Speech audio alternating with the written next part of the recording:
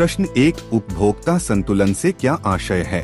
उत्तर, जब कोई उपभोक्ता अपनी आवश्यकताओं की पूर्ति करने के लिए अपने सीमित साधनों का इस प्रकार उपयोग करता है कि उसकी सारी आवश्यकताएं संतुष्ट हो जाएं, तो उसे उपभोक्ता संतुलन कहते हैं। प्रश्न 2, उपयोगिता से क्या आशय है?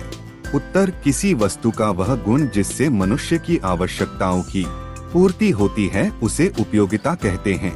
केवल लाभदायक वस्तुओं में उपयोगिता का गुण पाया जाता है। प्रश्न 3, मांग में कौन कौन से आवश्यक तत्व होते हैं? उत्तर, मांग में निम्न तत्व शामिल होते हैं। पहला, वस्तु को प्राप्त करने की इच्छा। दूसरा, वस्तु को प्राप्त करने के लिए पर्याप्त साधन।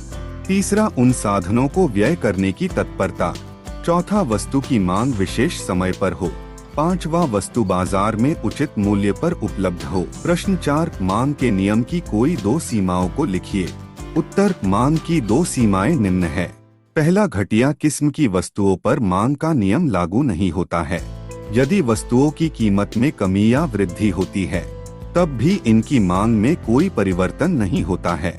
दूसरा, जीवन उपयोगी वस्तुओं पर मांग का नियम लागू नहीं होता है। वस्तुओं की कीमत में वृद्धि होने पर भी इनकी मांग निश्चित बनी रहती है। प्रश्न 5, मांग के नियम के कोई 2 महत्व को समझाइए। उत्तर, मांग के नियम का महत्व निम्न है। पहला, एकाधिकारी को अपनी वस्तुओं का मूल्य निर्धारित करने में मांग का नियम बहुत सहायता करता है। यदि वस्तु की मांग बिलोचदार है तो उसका मूल्य बढ़ाकर अधिक लाभ कमाया जा सकता है।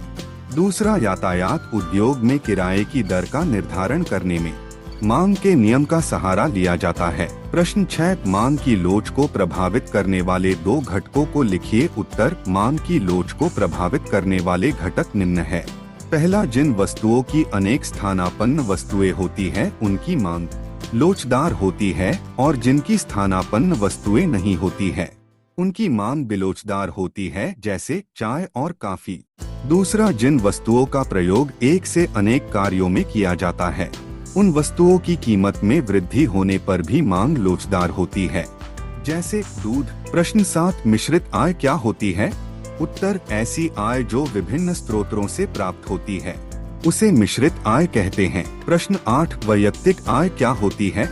उत्तर, किसी राष्ट्र में एक वर्ष में निजी व्यक्तियों के द्वारा प्रत्यक्ष करों का भुगतान करने से पहले सभी स्रोतों से प्राप्त आय को वैयक्तिक आय कहते हैं। प्रश्न 9, प्रत्यक्ष कर की परिभाषा दीजिए।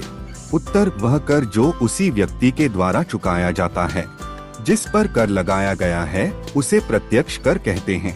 इसका भार किसी अन्य व्यक्ति पर नहीं डाला जा सकता है, जैसे आयकर। प्रश्न 10, अप्रत्यक्ष कर की परिभाषा दीजिए।